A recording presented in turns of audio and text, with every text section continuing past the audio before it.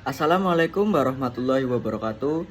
Perkenalkan, nama saya Ibnu Gerindra Winti Brata dengan nomor absensi 01 dengan nomor induk mahasiswa 23010 50207 dari Universitas Negeri Semarang.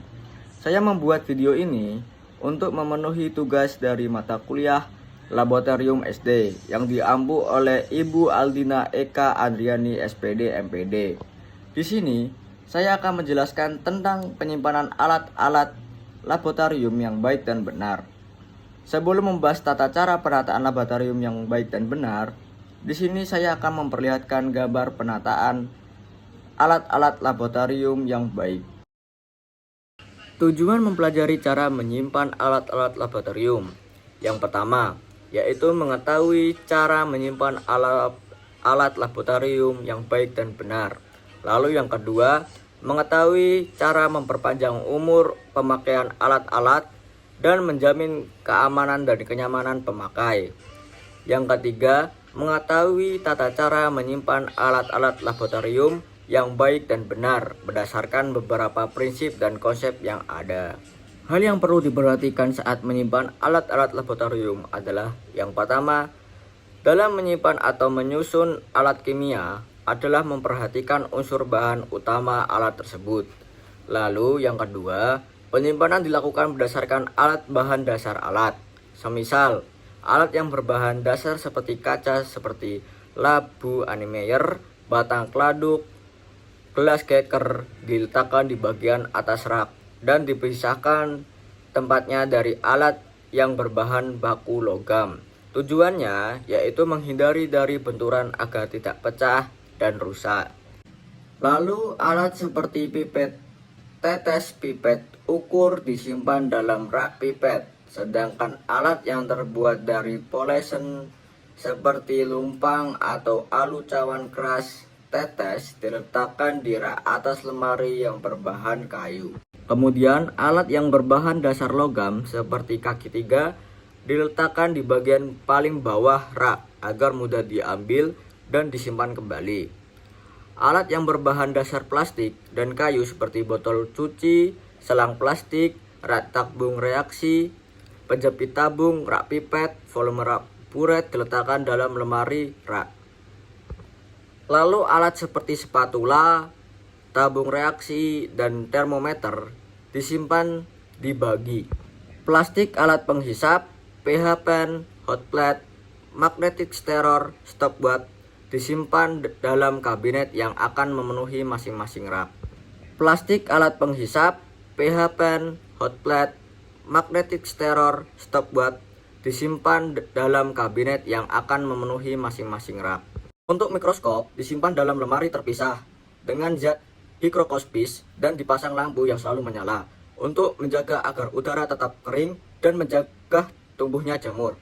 Lalu yang ketiga yaitu memperhatikan bobot berat alat. Alat yang lebih berat, terutama yang berbahan dasar besi, diletakkan di bawah rak dan jangan meletakkan alat yang lebih berat di bagian atas rak.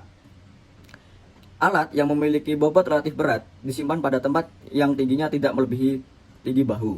Selain itu, kita juga harus memperhatikan prinsip penyimpanan alat-alat pada laboratorium. Yang pertama ada aman.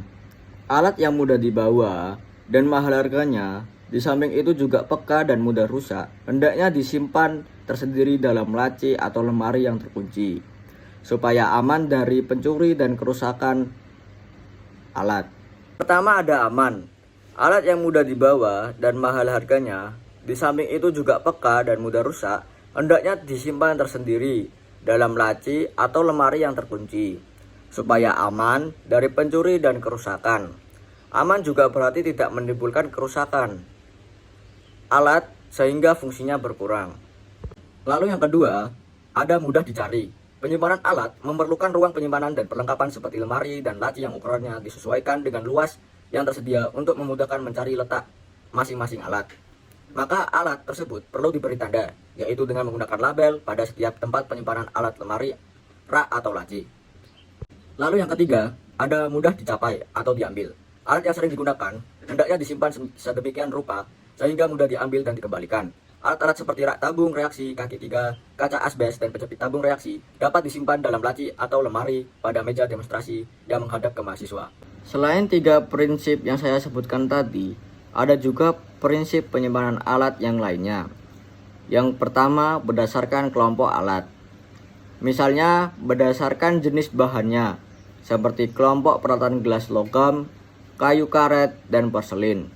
Yang kedua, alat-alat disimpan berdasarkan frekuensi penggunaannya, sering digunakan dan jarang digunakan. Alat yang intensitas penggunaannya tinggi dipisahkan agar mudah dalam persiapan. Alat-alat khusus disimpan dalam lemari tempat khusus. Karena sifat alat yang rentan terhadap faktor luar atau sensitif dan mahal harganya. Kemudian yang ketiga, ada alat laboratorium, juga dapat disimpan berdasarkan konsep fisika atau materi fisika. Contohnya percobaan laju reaksi dan kesetimbangan. Selanjutnya, ada manfaat mengetahui cara penyimpanan alat-alat laboratorium. Yang pertama adalah memperpanjang umur pemakaian alat-alat laboratorium dan menjaga keutuhan fungsi dari alat tersebut. Yang kedua, menghindari kerusakan secara mendadak dan kerusakan fatal pada alat laboratorium. Yang ketiga, menjamin keamanan dan kenyamanan bagi pengguna laboratorium.